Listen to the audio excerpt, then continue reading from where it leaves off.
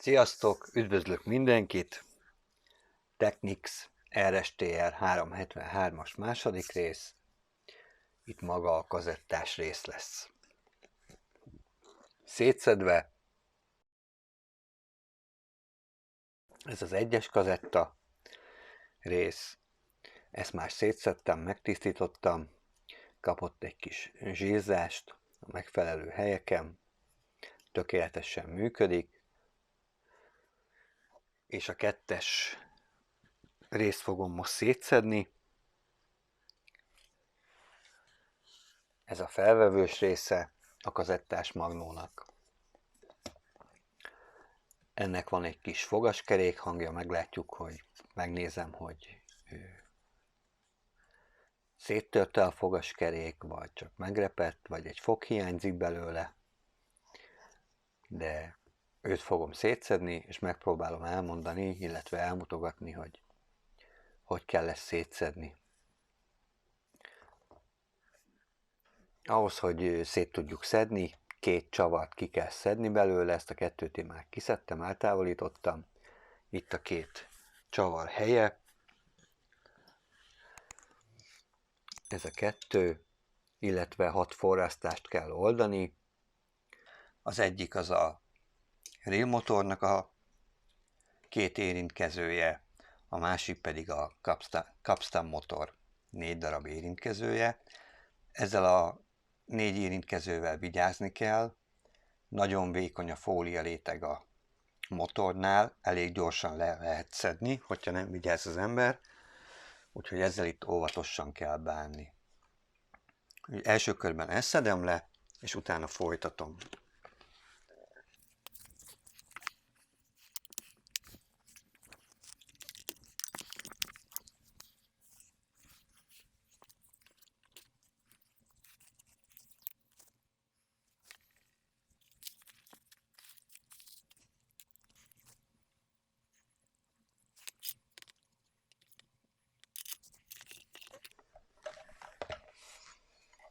Miközben melegszik a forrasztópálka, addig elmondom, hogy van nekem egy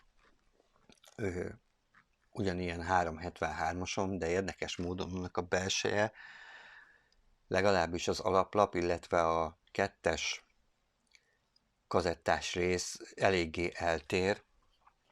Ott nagyon sok áramkör került a 2-es kazettás részre, nagyjából körülbelül úgy néz ki, mint a BX501-esnek a nyáklapja.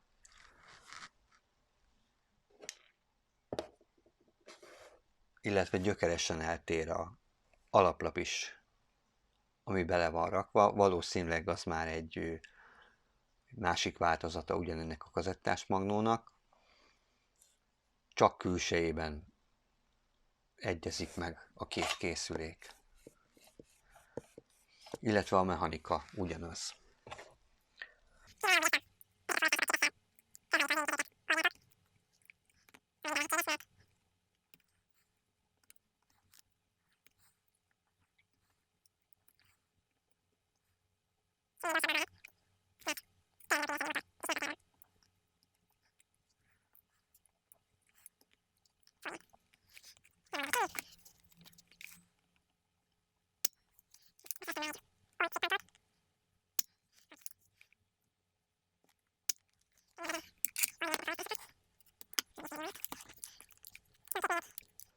Van egy műanyag patent, ezt kell egy kicsit kifeszíteni, és kipattan a nyáklap, illetve itt van egy gyors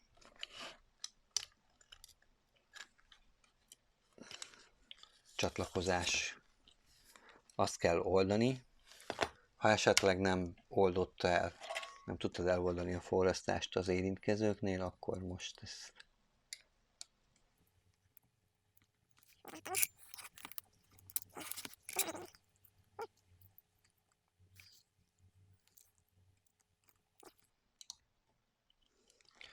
hát igen, ez ilyen sajnos.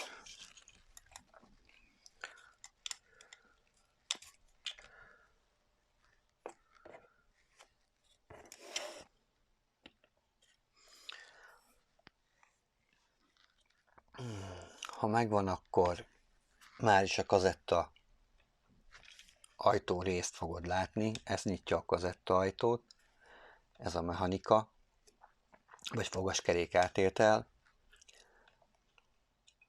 2 fogaskerék szokott tönkre menni benne, ezt majd mindjárt megmutatom, 4 csavarral lehet kioldani ezt a részt, de előbb a kazetta ajtót ki kell akasztani.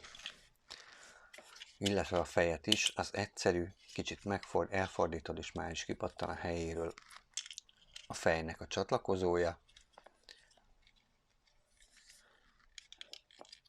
Manuálisan is lehet nyitni a kazettaajtót ennek a fogaskeréknek az eltekerésével, és a kazettaajtót kicsi feszegetéssel itt még egy kicsit ki kell nyitni.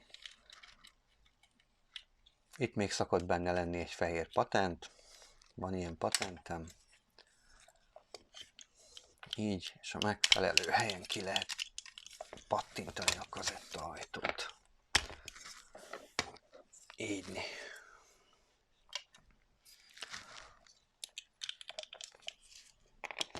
4 darab csavar.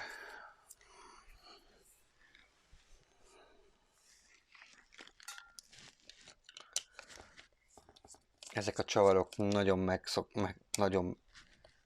általában nagyon meg vannak húzva, valamelyiket nagyon nehéz kinyitni. Ha levetted a kazettaajtót, akkor utána manuálisan vissza lehet állítani.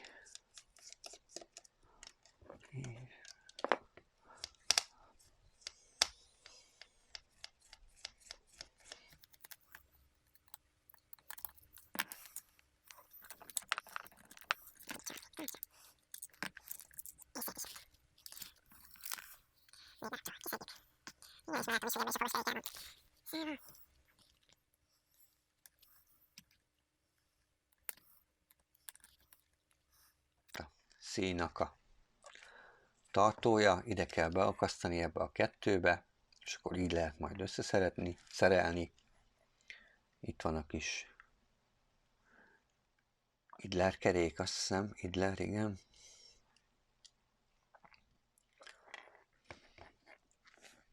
Ugye ő felel a különböző irányú kazetta tekerésekért, illetve különböző irányú lejátszás kapcsolásáért. Itt van ez a 2 fémes orsó fogaskerék. Ő a számlálót irányítja. Itt van a 2 érzékelő, optoérzékelő a nyáklap másik oldalán.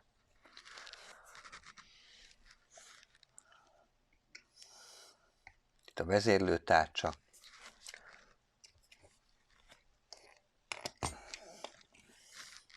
És itt van a 2 tipikusan tönkremenő fogaskerék, és úgy látom, mind a kettőből hiányzik egy fog. Nem tudom, mennyire fog látszódni. Itt hiányzik egy fog belőle. Ami még talán nem olyan probléma. Úgy látom, hogy ezt már ragaszgatták, mert el van repedve. Van rajta végig egy repedés. Hiányzik az alja is ennek a fogaskeréknek. Lehet egyébként vásárolni utángyártottat, viszont azok nem ilyen anyagból készültek. Hogyha utángyártottat vesz az ember, akkor általában hangosabb lesz a magnót tőle, mivel más anyagból készült ez a 2 fogaskerék. Nem túl drága egyébként. De ez szokott tönkre menni a leggyakrabban. Ez a 2 fogaskerék ebbe a készülékbe. Jó, így lehet kicserélni egyébként a 2 fogaskereket. Egyedül erre ennek a motornak a érintkezőire kell vigyázni forrasztáskor, mert tényleg pillanatok alatt le lehet szedni a motorról, és akkor már motort is cserélni kell. Vagy ügyeskedni, hogy legyen forrasztási hely. Ez nem is olyan vészes ez a része a kazettás magnónak. Mondjuk a görgöt meg a fejet azt már megtisztítottam belül. Ezt a kis védőlapot könnyű leszedni. 4 darab. 6 vagy 8 darab ilyen kis műanyag patent tartja. Igen.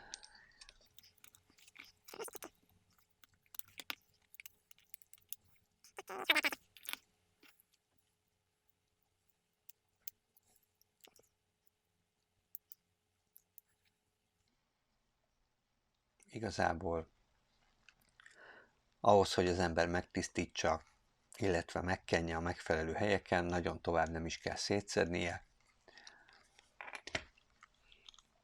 Ki lehet a szallagvezető görgőt pattintani.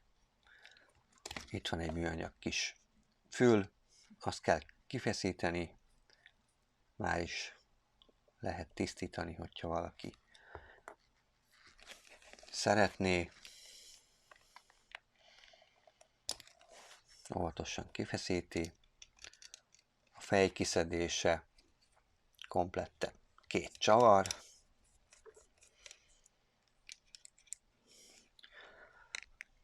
Ez fixálja a fejet a helyén, illetve még 2 kis karom,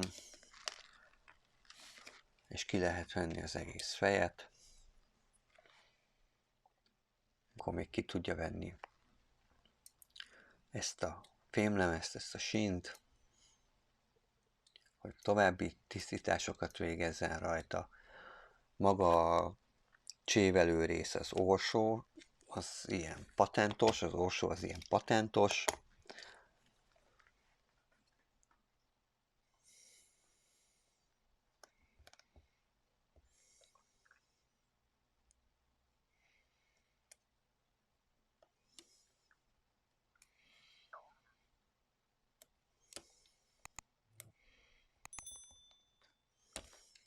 Szokott olyan probléma lenni, hogy kipattan a helyéről, és nem megy a számlálója a kazettás magnónak. Az például elő szokott fordulni, hogy ez kiúrik a helyéről, elenged itt ez a kis patent, ami fogja, és akkor kiesik a helyéről. Itt vannak a kazetta érzékelők, maga a kazetta típus érzékelők, illetve az, hogy van-e benne kazetta vagy nincsen, meg a vezérlés, ez a vezérléshez kell, ez a 2 szélső a felvétel, kazetta típus, és az, hogy van-e benne kazetta vagy nincsen. Igazából ennyi, hogyha valaki még szeretné tovább szedegetni, akkor óvatosan.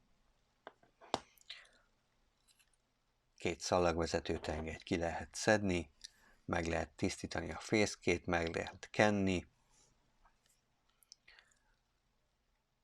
Szépen apránként szét lehet szedni. Itt 2 csavar tartja ezt a panelt, illetve 2 forrasztás. Ezt is ki lehet szedni szépen. És igazából apró darabjaira lehet szedni. Az a lényeg, hogy arra kell figyelni, hogy minden ugyanúgy kerüljön vissza, ahogy kiszedte az ember, tehát a vezérlőtárcsát, ha leszedi, akkor ugyanúgy álljon, ahogy ugyanúgy rakja vissza, ahogy leszedte. Mindent ugyanúgy rakjon vissza.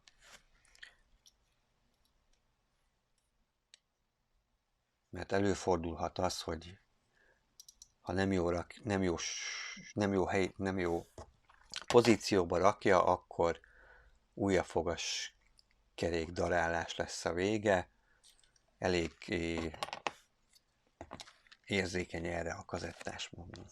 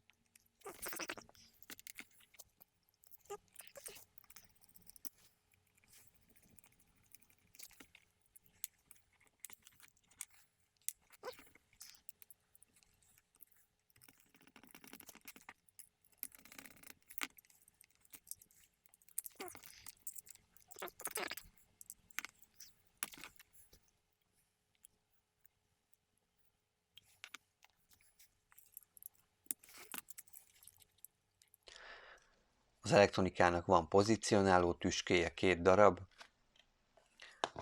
illetve ez a csatlakozó sor is a helyére vezeti, és lehet visszaforrasztani a motorokat a helyére.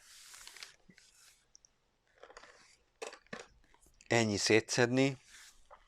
A tisztítás az innentől kezdve egyszerű. Én jó minőségű féktisztító sprével szoktam letakarítani róla a koszt. Nagyon nagy nyomás van benne, illetve tele van alkohollal, ezáltal nagyon tisztára tudja mosni a komplett mechanika részt. Bántani nem fogja a műanyagot, nagyon gyorsan elpárolog, hogyha normális hőmérsékleten használjuk. Hogyha hideg van, akkor nehezebben fog elpárologni. Ha nagyon makacsos a szennyeződés, akkor pedig ecsettel szoktam még rásegíteni.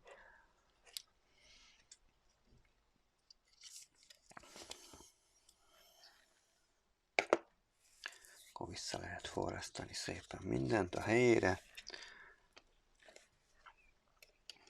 Még összerakáskor az szokott lenni, hogy nem sikerül pontosan ugyanabba a pozícióba állítani a kazetta nyitási mechanikát, akkor is egy ilyen fogaskerék darálós hangot lehet hallani, akkor hát újra meg ki kell állni, mert nem lehet úgy állítani rajta, hogy nem szedi szét az ember. Ezt így találták ki, de ha mindent jól raktunk össze, ugyanúgy, ahogy szétszedtünk, akkor elméletileg nem lehet probléma.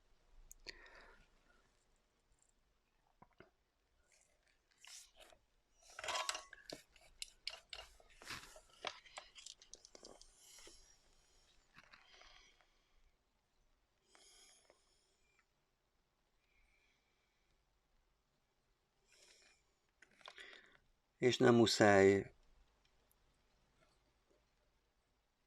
ugyanakkora ilyen ónhegyeket vagy cínhegyeket rakni a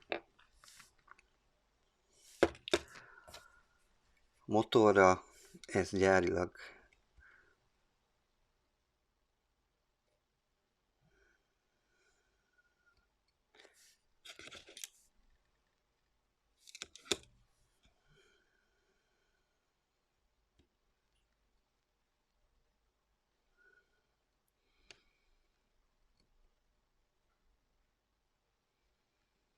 valamiért így lett megcsinálva. Itt is ilyen pöttyözésekkel elég.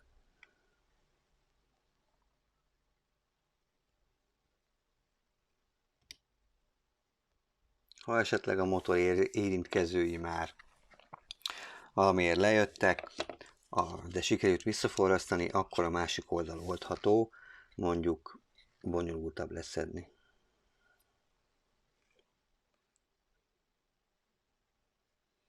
ahogy ennek a motornak is már egy kicsit az érintkezői nem az igaziak.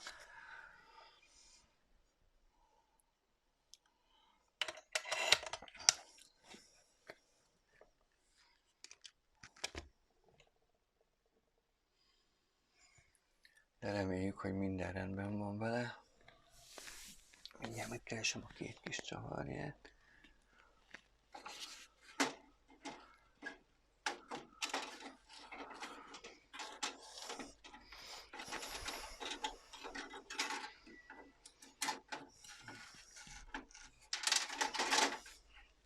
Valahol elpakoltam. Mindegy, még úgyse rakom össze, mert még valamit csinálni fogok. De ez egy külön rész.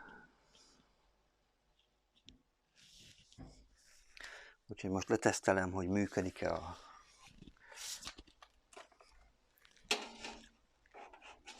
majd maga a motor.